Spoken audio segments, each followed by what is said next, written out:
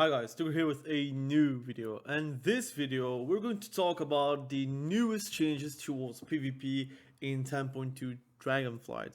We are going to say every single change towards PvP, but I'm also going to explain why I'm hyped about it, what are my concerns about it, but I'm going to develop my thoughts. So again, the video could be 4 seconds long, but I prefer to explain why I'm hyped about something or why I'm actually concerned about a few things. Now, let's talk. We have probably the best addition towards PvP, and it would be Battleground Blitz. If you don't know what Battleground Blitz is, it is a solo queue RPG format where you're playing 8 versus 8, either with 6 DPS and 2 healers, or 1 tank and 5 DPS with 2 healers. You will always have 2 healers in every single group, and tanks will only face other tanks going into solo queue RPGs. The good thing is you can also duo queue, so if you are like playing with another DPS friend, you can say, look, one game you go healer and we have a faster queue, and the next game I will go healer and you can go DPS and we will still have a faster queue. So you can actually just pump and get on with playing, which is a fantastic thing that we do not have in Soul Shuffle. Although again, I think it's very hard to do something like that in Soul Shuffle. The explanation behind solo queue RPGs and every single thing that is going to change on every single map, you can find it in one of my videos that you will find at the end of the video. But first and foremost, let's talk about the other changes as well. But why am I the most hyped about solo queue RPG? I think solo queue RPG is a fantastic thing that we always wanted. You are going to say, but it is an MMORPG, why are you going to force solo queue modes onto an MMORPG? And you're correct. I just think that the current landscape of PvP in general, like PvP games, is having a solid solo queue system. What they could do in the future is actually put real-time tournaments every single week with like gold rewards or whatever, or like, I don't know, cosmetics, whatever.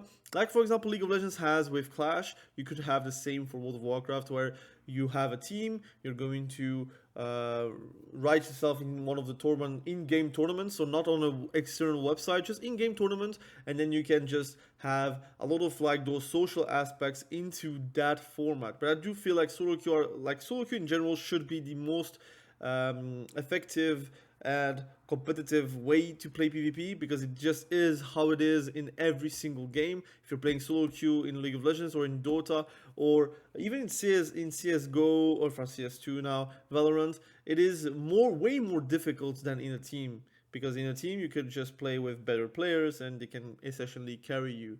While in Soul Shuffle, you're only carrying your own weight. And yes, there is a lot of like annoying things going on into the game. Sometimes someone is going to grief you, or sometimes it's going to be someone that is not going to press their buttons versus you. They will do that, but it doesn't mean that it is not competitive. It just needs the right rewards to actually be seen as a competitive game mode where people are going to thrive on it.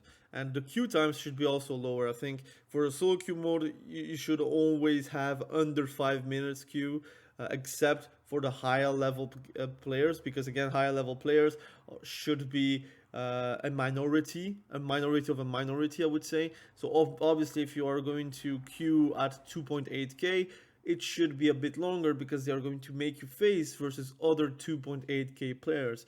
But I would say in 1600, 1800, 2k, 2.1k, it should be that the queues are under 5 minutes. But I do hope with solo queue RPGs that is going to be the case, especially since you have the control. You can say, look, I have a friend that is playing healer, you can do a queue with, and it should be faster. And that would also result with other people having faster queues, because people are going to bring their friend healers or themselves as a healer to make those queues faster. So I think that is going to be a triple down effect, where it's going to be a way better environment to PvP. I do think also objective based gameplay is going to be superior than just a team deathmatch, but that is my competitive drive on other games that is actually telling me that on World of Warcraft. Now that's first change. The second change, we are next to the vendor. Again, I'm not sure if it's a PTR thing, but I'm going to say that You have a lot of like the good quest, which is complete a match of battleground blades, and then you have like a second quest that is going to come up. I think that would be a weekly thing. So again, even if it's a random brawl, it does give you a lot of conquest, and it does give you the aspect of, look, I'm going to farm conquest with brawls, and that will be a very fun thing. But there is also a thing where you can buy Trophy of Strife with Honor. It could be that it's only for PTR. I frankly don't remember about previous PTR. But this is going to be something that is going to be nice to chase some gear. Again, making gear way more easy to attain in 10.2.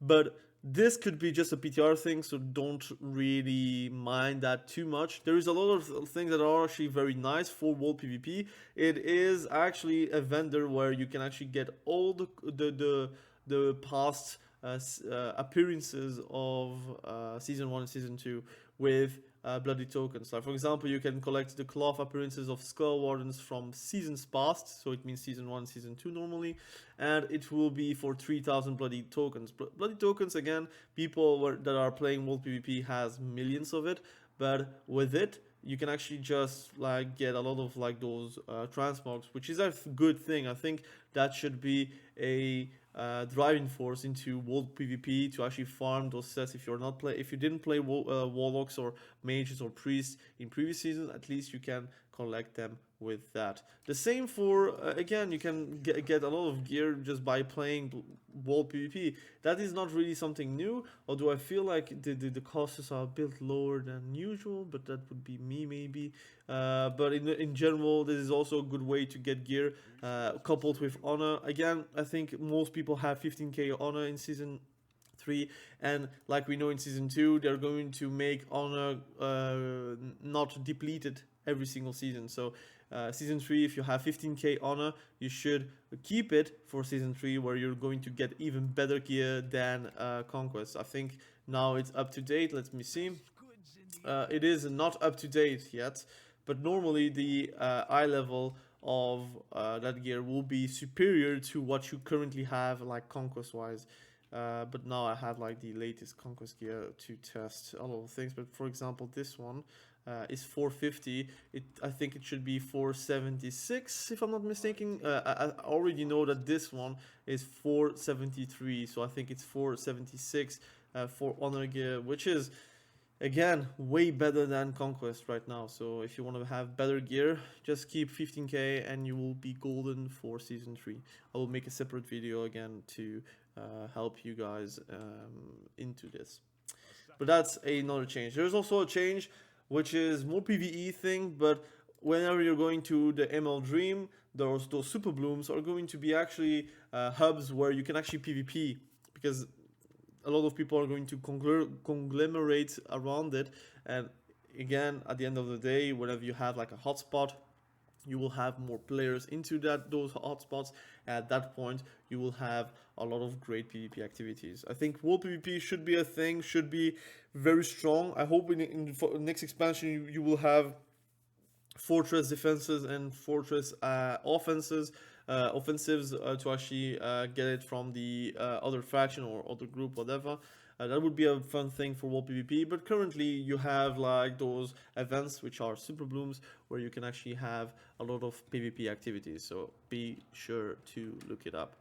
Now there is like a big system change, which is that now for healers, if you're like on the fence of playing healer and you think it's too underpowered, I think with this change it does change the dynamic. Healers will have a trinket that is not 2 minutes CD anymore, it will be 1.5 minutes CD, which is effectively 90 seconds. 90 seconds often and not correlates with your own defensives. For example, Bark Skin, I think it's a 90-second CD. If I'm not mistaken, it might be a 1 minute to be honest, but yeah, I think it's a 90-second CD. For example, Astra Shift is a 90-second CD. Die by the Sword is a 90-second CD, if I'm not mistaken. I might be wrong there again. My memory is like a bit confused, I think there. I think Enraged Regeneration is also a 90-second CD. You have multiple CDs there that are correlating with the trinket, especially for healers. I would say for healers, having a 90-second CD trinket means that you have way more time to actually heal people whenever you are getting CC'd and you have the trinket up. You can save a lot of times your allies, and sooner your CD is up, the better. Again, I think the difficulty for healers right now would be knowing what to trinket. Sometimes you're tricketing the wrong CC, and then you're stuck into a 7-second CC or a 6-second CC behind it. So that's your job to actually learn it. But I do feel like it does change the dynamic. I think it will be either making it more dampening or more fast paced. Let me explain. I think people will not have any mercy whenever you're CC'd and you don't have a trinket. They will have to go, go, go.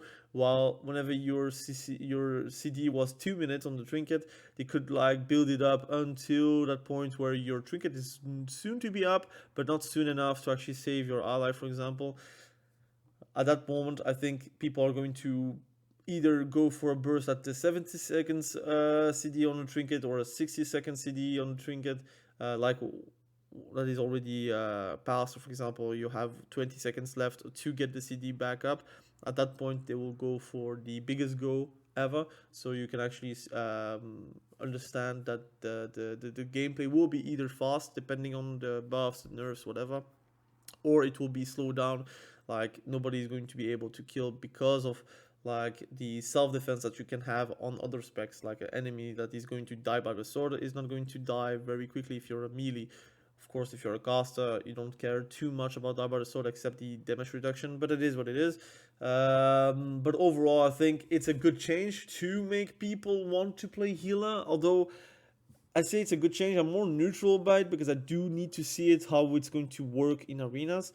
A lot of people are actually going to in the sensationalism, where they're going to say that arenas is like dead on arrival because of that, and that the CC changes previous patch was one of the worst things. Well, I think not a lot of people have actually noticed that the CC changes are still live. Like, right, I mean, you have like a long cyclone, you have still a long trap, you still have a long fear. Yes, polymorphs. The third polymorph is not worth to cast, but you still have a 6-second polymorph. You still have 5-second stuns. I mean, CC is overall going to be more meaningful whenever damage is high. If damage is low, CC is a bit less meaningful because obviously you can recuperate after getting CC'd. And that's actually just the work of a dev, like knowing what to change to make the gameplay more faster or more slower. But I do feel like if the damage is high and at all times someone can die, I do feel like a 90-second CD on a trinket is not the end of the world. I do feel like then it's needed. But if they are nerfing damage and they are buffing like the trinket for healers in general, then at that point it will be a dampening fest. But that we will have to see. I do feel like people are like using a lot of superlatives in the way of saying, look, the game is dead because of this, or look, the game has been changed into something that is unrecognizable. I would say that really you should maybe play before you actually use those sentences.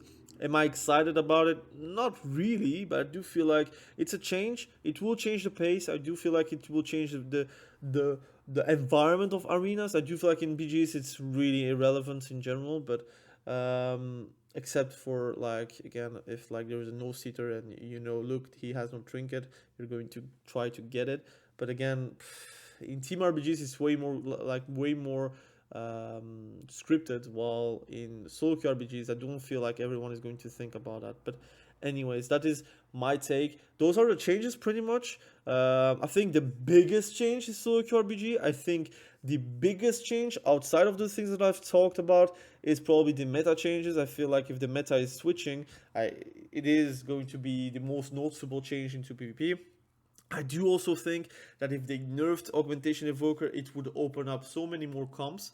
But now I don't know if they are like able to nerf Augmentation Evoker without making them useless. I think that's the main difficulty. And I think for Devastation Evoker, they are quite jealous, and rightfully so, that their spec is actually just a diminished spec compared to an Augmentation Evoker or Preservation Evoker. It means it is an unfinished spec pretty much. That is my take. You can have fun with it. You can do one-shots. You can do whatever you want on the Devastation Evoker and have fun with it.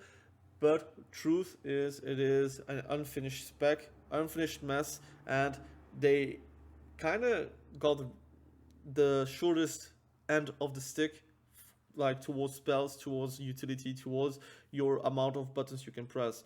I'm going to say that most buttons that you're pressing, they are available towards augmentation evokers and available towards preservation evoker.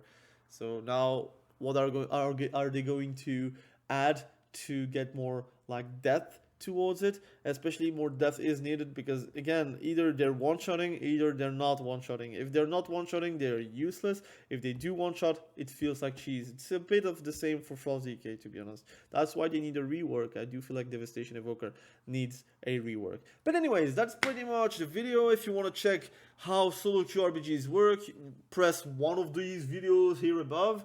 If you are interested in subscribing to the channel, that would be nice. If you want to ring on the notification bell, please do, so you can actually get those videos on your phone, on your screen, whatever. And yeah, I hope you are excited for 10.2. I am excited for 10.2.